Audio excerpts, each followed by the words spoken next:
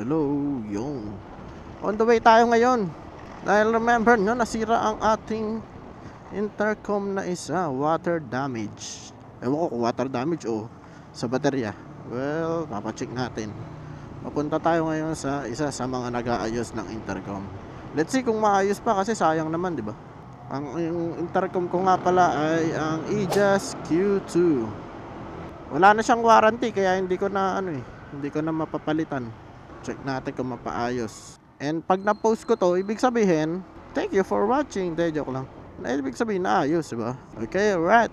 Malapit na ako. Ayan, 3 minutes na lang. And sa mga mga nagtatanong or kung may mga sira yung intercom nyo, nabasa, yan. Lalo na pagka binabad nyo sa ulan. Sobrang lakas na ulan. Kasi yung mga intercom natin, hindi naman siya talaga mataas yung IP IP grading ba? IP rating.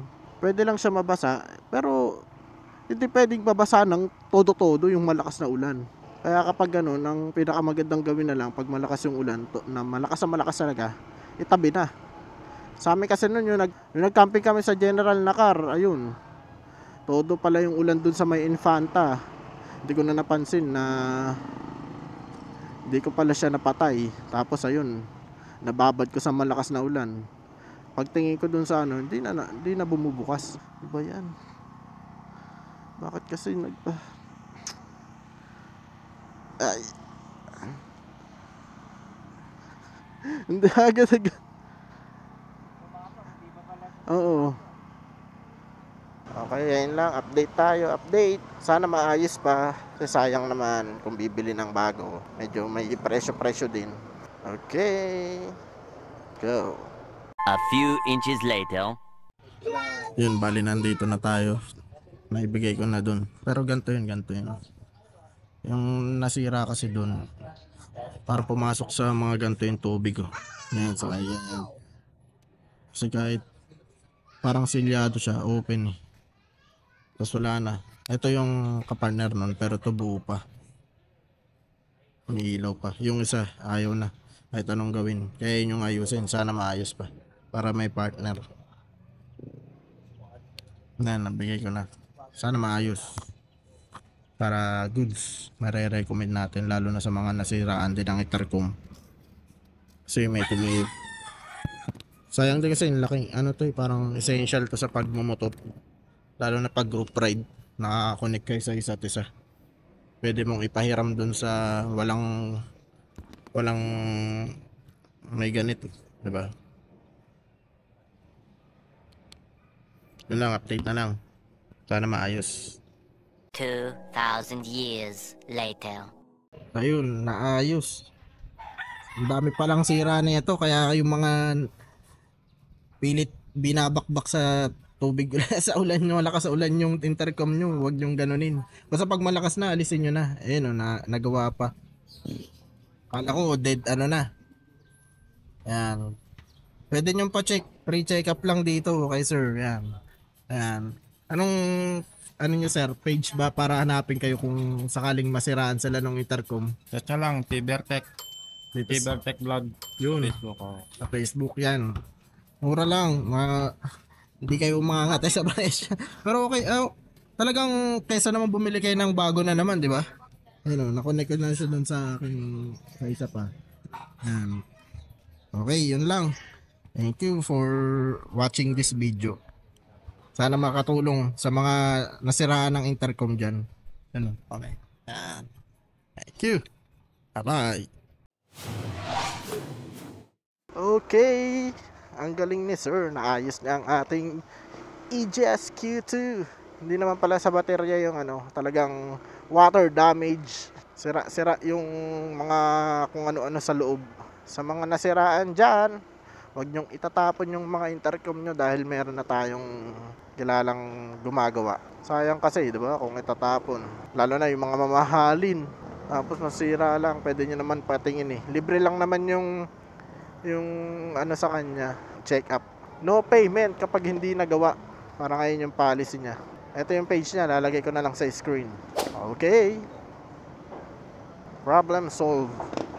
Huwag mo na kasing paulanan, pero yun, parang paulan na naman. Huwag pauulanan ng intercom kahit Sinabing waterproof ito or mataas ang IP rating. Baka magaya sa akin. Hanggang dito na lang ang ating vlog. Pauwi na. Bye bye. Portal views.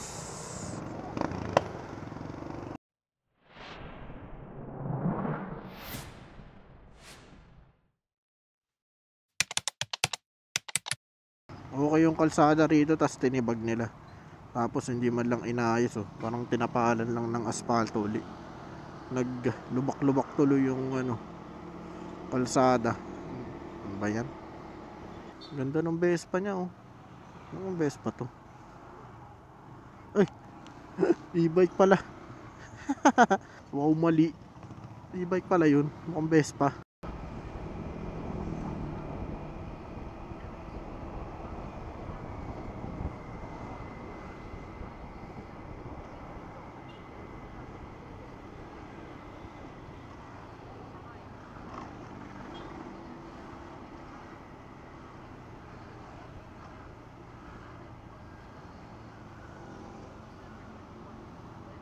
Ano sumakay dyan? Tawid.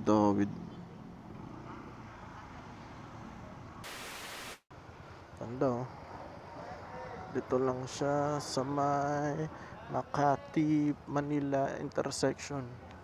Kalayaan natin na kung open.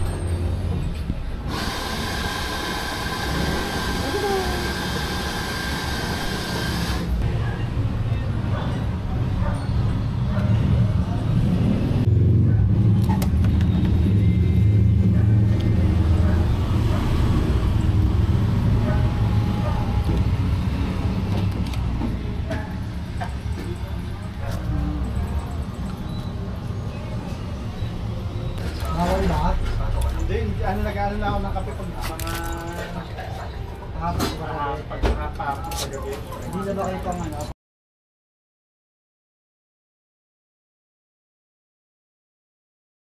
Bye, doggy. Ang kulit niya. Bye. Bye. Ang cute.